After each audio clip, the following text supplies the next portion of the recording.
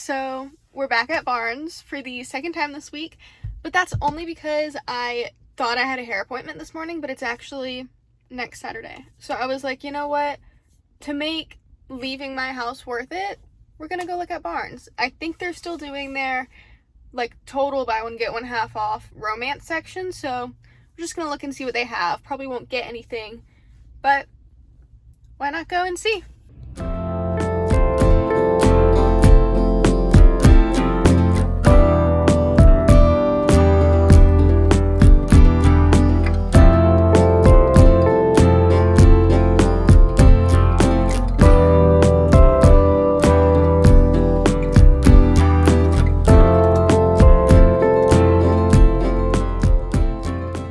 Okay, I found 3 books. 2 of them are with the deal. I'll tell you about them when I get home because I don't like the fact that I'm recording in the store. It's a little scary.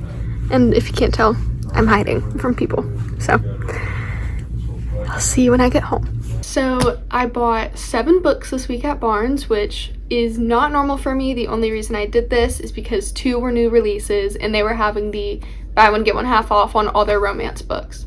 And as I said earlier, the only reason I went today is because I went to my hair appointment only to forget that the hair appointment is next week, so I was already out.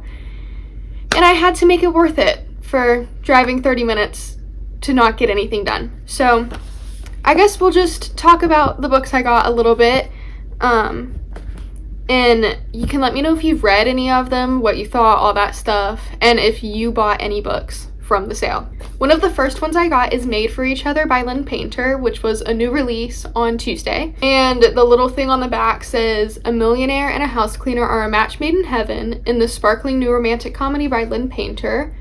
So I'm pretty sure it's like fake dating. She loses her apartment or something and crashes at his house or his penthouse, and he doesn't know she's there. And his family ends up showing up and finds her there and is like, "Oh my gosh, you must be his girlfriend." And she's like, "Oh yeah, totally." So then they end up fake dating and falling in love. Next is Funny Story by Emily Henry. And I got this one because I read Beach Read by her 2 years ago, I think now. And it was a pretty good book. And this one I'm pretty sure came out within the last year. I think it was in 24. Yeah, it came out in 2024. And I love paperbacks over hardbacks, so, I mean, that's not the reason why I waited to get this, but, this was one of the few that, sounded more interesting to me of her books, so I decided I would just pick it up while it's half off. And basically, it's about this girl, Daphne, who's engaged to this guy, and then a guy, Miles, who's dating this girl, and then the fiance and the girl are cheating on their partners, and leave their partners for each other. And so Daphne and Miles are super heartbroken, and I think they move in together. I'm pretty sure they don't like each other. And then they form a plan where they're posting photos of themselves on summer adventures together, and it's purposefully misleading. And so it seems like it's a fake dating type of thing. Again, I feel like that's a common theme in these books. I love fake dating for some reason. So we have It's a Love Story by Annabelle Monaghan, and I've read Summer Romance by her, and the reason I picked this one up is because it's literally the only book of hers that I could find in stores besides Summer Romance, which I don't know why they don't have her books out, or I guess I couldn't find them in either store I went to. So I got this one. This one came out a few months ago, I think, and it's about this girl who was a child actress, and she was seen as the weird kid on her show.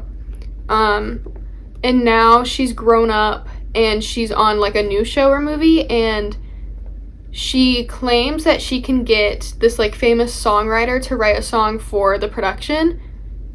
And she realized she lied about it because she hasn't spoken to him in 20 years. So then she has to get with this cinematographer to be able to get to the guy to write the song, because apparently the cinematographer has an in to a festival that he's going to be at.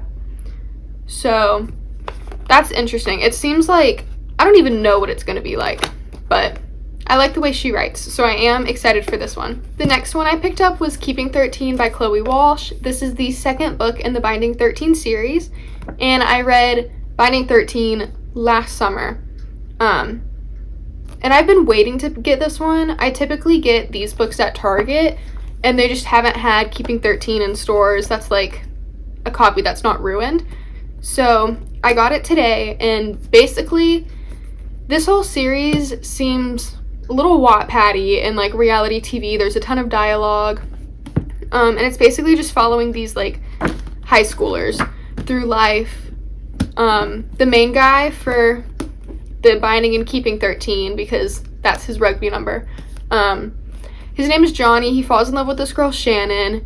Shannon has a rough home life. Johnny's like the star rugby player, and just stuff like that. I would definitely look up trigger warnings before you read these, because they can be really difficult to read. The next one I got was Addicted to You by Krista and Becca Ritchie, and I've had this one on my radar for a while, but like I forget it exists, if you know what I mean. I'm pretty sure Destiny Sidwell really likes this series when she read it like a long time ago, and it seems like it's almost like reality TV type of thing.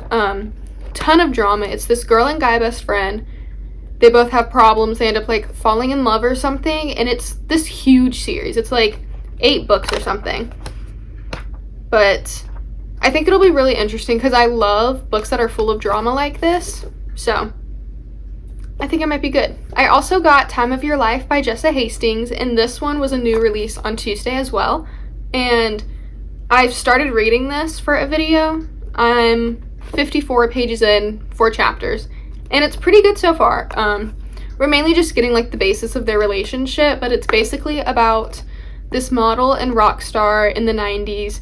They fall in love, but like you would never expect them to be in love type of thing, and like I'm pretty sure they're not good for each other, because it says like he wasn't meant to be her undoing, they were never supposed to meet. But I just recently finished The Conditions of Will in May, and it was so good. So I'm hoping that this one will be geared like more towards that style of writing than the Magnolia Park series, because I do prefer The Conditions of Will. But I'm really excited to read this one. And also, like, this cover is just beautiful. Her cover art is so good. And then the last book I got, which I honestly think it might be the most exciting one, is the Barnes & Noble exclusive edition of Crescent City. And this book is just so, like, beautiful. I had to get it. I see it every time I go in, and I'm like, it's so pretty. But, like, this is a big time commitment. This thing is huge. So I finally decided to do it because I've been looking at it on Amazon, and the original copy just isn't nearly as beautiful as this. And I finally read like the synopsis of it for the first time, and it actually sounds really interesting. So I'm a little worried about it because it is so much like fantasy. Like, I'm pretty sure it's Sarah J Maas's like most fantasy book out of all her books, in the sense that there's so much world building and stuff. And I'm a little worried for that, but I think once I get past that, it'll be super good. And I've read her other series and I really like them. So yeah, I'm excited for this one. So these were the 7 books I got from Barnes this week. If you've read any of them, let me know. If you want to read them, let me know why you want to read them, all that stuff. And I will see y'all in another video.